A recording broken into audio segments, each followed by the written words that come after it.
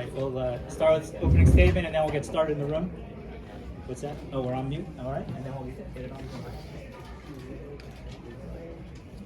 All right. It's one of those. Thoughts of the game? Good afternoon, everybody. Thanks for coming. There's more of you now. It's a good sign. Yeah, I think we saw exactly what we expected. Both teams fought hard. It was a competitive game. Those were our words before the game.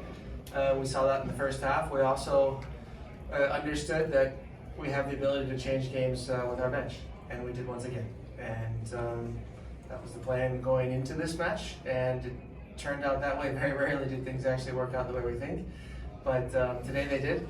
So we're happy with the way our team fought.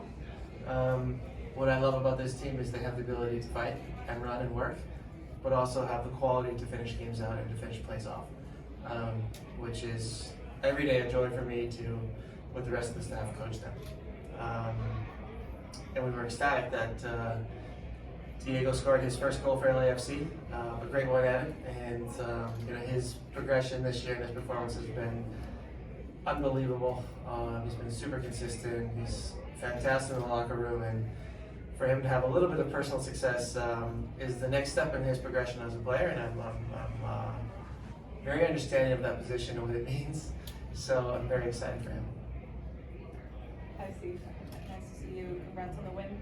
So a little bit more on what you were saying. We've seen the ability that the team has to respond and find ways to win, as you say. So what do you make of it in terms of the teams, the players coming off the bench and making an impact, and then also the tactical decisions and from you and the coaching staff to know which players will give you certain things in those moments of the game?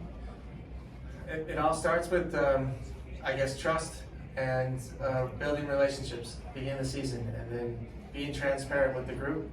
And we have approached this season the exact same way from day one. It is, we have a good roster, a deep roster. We want to use everybody in order to maximize success for LAFC.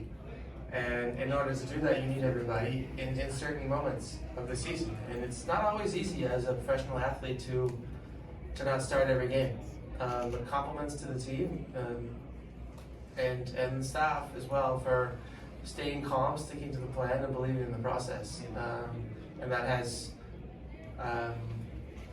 been, I would say, the most important part of our success this year, believing in the process. Speaking of deep roster, so first, what does it mean to have Carlos sign officially his renewal, and the fact that he's staying and now adding experienced players as Gillini and Gareth Bale to the mix? How the team will look in the locker room? How's that going? We've spoken about Carlos and his staying and how positive we see him here for a long time. You've asked me, I think, 30 times, and I've given the same answer. And I'll give you a similar answer. We're very happy that he has decided to stay, and it was much expected that he was going to stay from our perspective. And to then be able to make improvements or add pieces to the puzzle like a Giorgio Chiellini and a Gareth Bale, and then a Bale as well, I think speaks for the group, speaks for the organization, who have done incredible work to make these things happen. Speaks about our incredible ownership as well. And approaching the players with the news was also interesting to watch the reactions, and they're all excited, and everybody's in this for the same reason. We want to win, and these decisions help us win. Hey Steve, the health and safety protocols today for Aaron Long and Martinez, what kind of impact did their lack of presence for the Red Bulls have on their performance today, do you think? So very important players, two players that have played a major role in Red Bull's success this year. I'm not sure. I think that's more of a question for Gerhard than it is for me. I don't think. Yeah, I don't want to be. It's hard to project things in this sport, so I don't know. If we play them again, it's in a very big game. So hopefully those two are fit then. It's always fun to play against teams at full strength. So I think that's more of a question for the opposing coach. And secondly, for me, the depth is a weapon. Again, we're seeing this sort of second half You guys are exerting your dominance over the league. Is that something that you have come to rely on? Is it a piece of what you guys are doing as a club, or do you see it just as an outcome of the players you have available to you? How do you view that continued ability to do that in games? In order to gain advantage in the second half, you have to play first half, and then you have to do a lot of things well in the first half. And it's hard work for the players who start games. And then, you know, our idea is who to start, what matchups do we like at the beginning of games.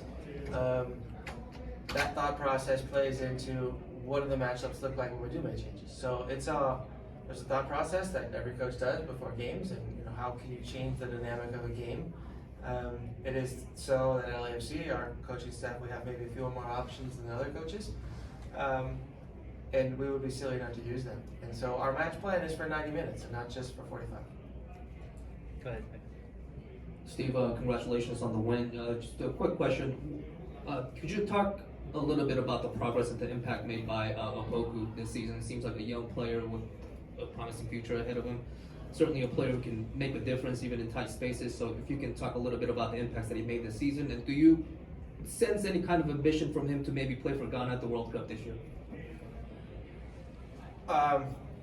The latter part of your question, I don't know. Nothing would make me happier to see him play for his nation. So, and to see all of our players in World Cup teams. I have been to a few, and I understand how